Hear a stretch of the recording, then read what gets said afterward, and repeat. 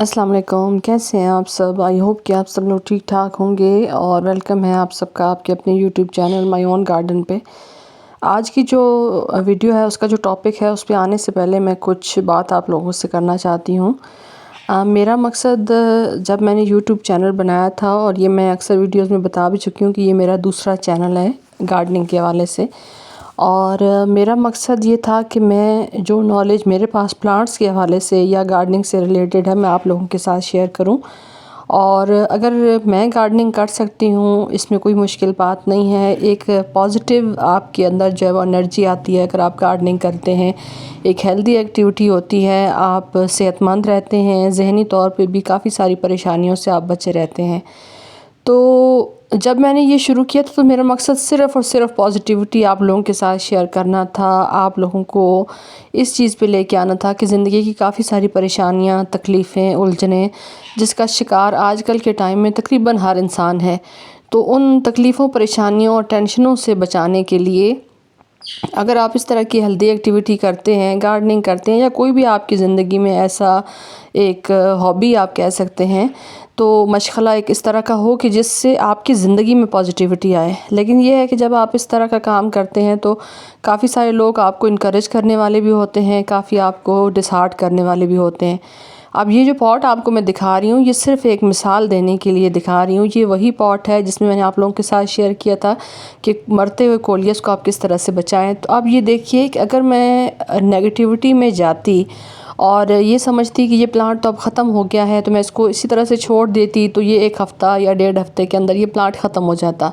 लेकिन मैंने इसके ऊपर जो है वो एक पॉजिटिव काम किया और उसका रिज़ल्ट आप देखिए कि उस पॉजिटिव काम की वजह से अब जो न्यू लीफ आए हैं, न्यू ग्रोथ आई। आप देखिए कि इसमें से भी अगर आप कटिंग्स लेना चाहें तो ले सकते हैं।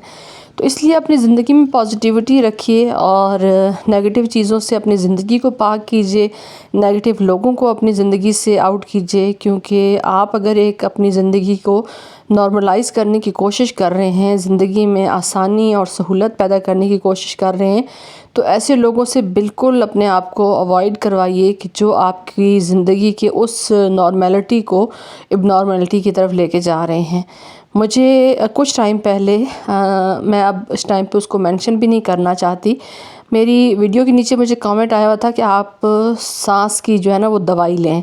तो मैं अक्सर जो है वो आप लोगों के साथ शेयर करती रहती हूँ कि मेरी सर्जरी हुई है तकरीबन 2-2.5 माह पहले, और मैंने उस सर्जरी के कुछ जो इनिशियल टाइम था स्टार्ट में, उसमें मैं थोड़ा सा मैंने रेस्टिंग जो है वो मुझे डॉक्टर ने तजवीज़ की थी, तो मैं रेस्ट पे थी। लेकिन ये है कि आप बहुत जल्दी तंग आ जाते हैं। दुआ ये करनी चाहिए कि अल्लाह ताला चारपाई या जो है ना बिस्तर, या आप ये कहें कि चारपाई, मिसाल ये है कि वहाँ पे अगर आप आराम करते हैं, चारपाई किसी को ना दे, तो ये दुआ होती है कि अल्लाह ताला मोहताजी न दे, आपको किसी तकलीफ़ में ना रखे।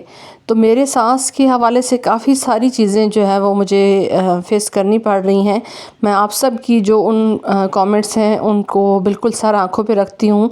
लेकिन ये है कि मेरे ख़्याल में अगर मैं एक चीज़ को ओवरकम करने के लिए या उससे अपना मुकाबला करने के लिए कि अपनी सेहत को मैं पॉजिटिव वे में लेके चलूँ, अगर मैं वो कोशिश कर रही हूँ, तो आप लोगों का काम बनता है कि अगर आप लोग मेरी उस कोशिश को एक्सेप्ट नहीं करते या उसको पसंद नहीं करते, तो कम से कम एक चीज़ बार बार मुझे बोल के मुझे इस चीज़ पे लेके मत जाएं कि मैं एक तकलीफ़ में हूँ। और ये सांस फूलने की बीमारी मुझे बिल्कुल भी पहले नहीं थी, ये तकलीफ़ मेरी इस सर्जरी के बाद हुई है और ये मेरी चौथी सर्जरी है। तो अगर आप किसी के लिए पॉजिटिव नहीं कर सकते तो उसको ये चीज़ बार बार फ़ील मत करवाएं कि वो एक तकलीफ़ से मुकाबला करने की कोशिश कर रहा है या उसकी ज़िंदगी में ये परेशानी है।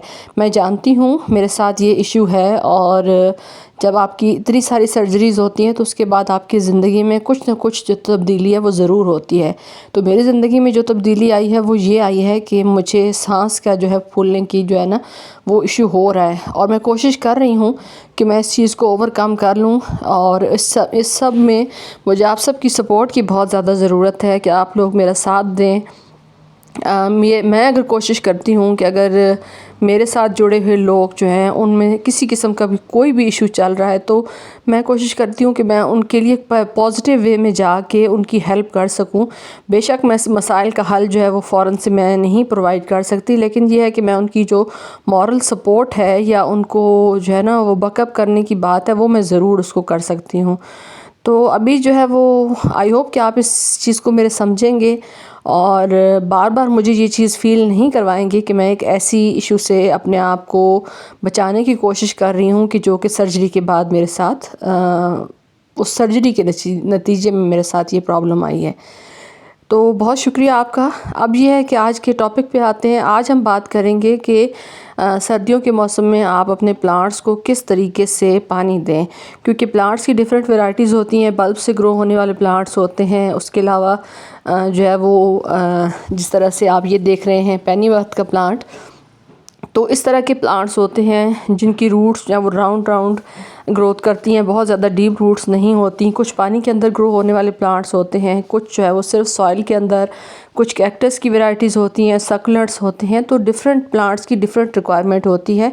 तो मैं आज की वीडियो में कोशिश करूँगी कि आप सब लोगों को वो बता सकूँ कि जो मैं ख़ुद भी कर रही हूँ और जो आपने अगले आने वाले जो है वो 2 माह में, यानी अब दिसंबर स्टार्ट है, दिसंबर और जनवरी में अगर आपने इन चीज़ों का ख्याल रख लिया तो आपके प्लांट्स जो है वो बिल्कुल भी ख़राब नहीं होंगे। प्लांट्स का रेस्टिंग टाइम चल रहा है जो परमानेंट प्लांट्स थे, लेकिन कुछ प्लांट्स ऐसे हैं जिनके ऊपर इस टाइम पे फ्लावरिंग हो रही है, जैसे ये क्राइसैंथेमम है। अब इन प्लांट्स को अगर आप पानी की कमी देंगे तो इनके जो फ्लावर्स हैं वो बहुत जल्दी ख़त्म हो जाएंगे, क्योंकि अगर इनकी सॉइल के अंदर नमी बनी रहेगी। इनको एक चीज़ हमेशा याद रखिए कि जो प्लांट ग्रोइंग टाइम में होता है उसकी रूट्स जो है वो ज़्यादा पानी सक करती हैं। ज़ाहिर है उनको उसको अपनी ग्रोथ के लिए, प्लांट को पानी प्रोवाइड करने के लिए उसको ज़्यादा जो है वो मेहनत करनी पड़ती है। तो जो क्राइसैंथेमम्स हैं इनकी रूट्स जो है वो एक्स्ट्रा पानी लेती हैं, क्योंकि इनका ये ग्रोइंग टाइम है, इन्होंने फ्लावर्स तक उस पानी को प्रोवाइड करना है। लेकिन यह है कि जो प्लांट्स इस टाइम पर रेस्टिंग टाइम में है, जिनके आगे नई लीफ भी नहीं निकल रहा है, न्यू शूट्स भी नहीं निकल रही, नई स्टेम्स नहीं निकल रही, तो ज़ाहिर है उनकी रूट्स के ऊपर ज़्यादा बर्डन नहीं होता कि वो अपने प्लांट को जो पूरा प्लांट है उसको प्रोवाइड कर सकें। तो इसलिए इस चीज़ को अपने माइंड में रखिए। अगर आपकी सॉइल जो है वो पॉट की मिसाल के तौर पे 20 दिन भी अगर वो ड्राई नहीं होती तो 20 दिन भी उसको पानी मत दें। ये मैं सिर्फ आपको एक मिसाल देने के लिए कर रही हूँ। लेकिन ये है कि अगर आपका सॉइल मीडिया इस तरह का है, फिर आपके जो प्लांट्स है जो धूप में पड़े होते हैं, ज़ाहिर है वो ड्राई जल्दी होते हैं, उस पर आप पानी का ख्याल रखें। लेकिन जो आपने शेड में रखे हुए प्लांट्स हैं उनको बहुत ज़्यादा ओवर वाटरिंग आपने नहीं करनी। ख़ास तौर पे जो बल्ब से ग्रो होने वाले प्लांट्स हैं उनको तो आपने बिल्कुल भी ओवर वाटरिंग नहीं करनी, क्योंकि उनके जो बल्ब्स हैं वो बहुत जल्दी ख़राब होने का चांस होता है। बल्ब्स रॉट हो जाते हैं, गल जाते हैं और आपका जो प्लांट है वो सर्वाइव नहीं कर पाता। तो इसलिए एक चीज़ अपने माइंड में रख के अपने प्लांट्स को पानी दीजिए कि जब आप देखते हैं कि इस टाइम पे किसी प्लांट का जो है वो ग्रोइंग टाइम है, जैसे अब सीडलिंग हमने ट्रांसप्लांट की है तो उनको पानी की ज़रूरत है, क्योंकि उनका ये ग्रोइंग टाइम है।